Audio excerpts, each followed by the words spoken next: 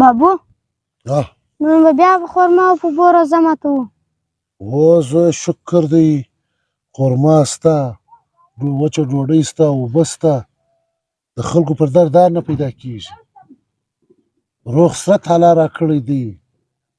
د الله څخه به غواړو د الله څخه چې چا غوښتی دی هغه ګرده ناامیده نه دی تللی زه پر دا باندې هم شکر به کاږو که ته دا مه وایه چې نن دا د خرما ده یا اوبه دي پر دا به هم شکر کاږو ښه دی دوه ته ورشه زویه دا دروازه څوک ښه کوي هله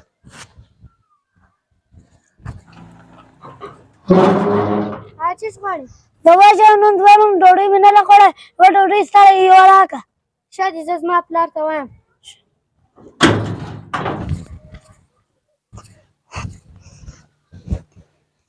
بابو ها زه څوک و غریب هلک و ول ډوډۍ غوښتله ښه غریب و ډوډۍ یې غوښته بس زوی ته ورشه دغه ډوډۍ ورکړه د الله د رضا دپاره ورشه دا وروړه بابو موږ به چیش خورو وایي ما او تا به پر خرما او په اوبو باندې روزه ماته کړو الله مالک دی زوی ته یې ورشه وروړه دا غریب له دا ډوډۍ ورشه هله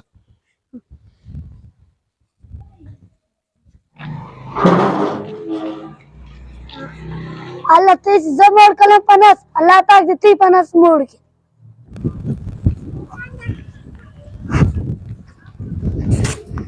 بابو هغه یوه ډوډۍ وه هغه مې هم هغه غریب ته ورکړله اوس به ما او تا چیش خورو زه نه امیدي مه کوه الله خو شته دا الله ما او تا ته راکوي تا اوس د الله څخه تمه ختلې ده زوی شکر دی د خرما شته د اوبه شته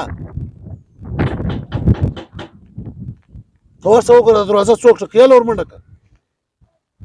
نا امیدي کوې زویه بابو ها زویه چیشتې زویه چا درکړو څنګ پړوسیانو زموږ کره روزمات راواستوي ښه چیرته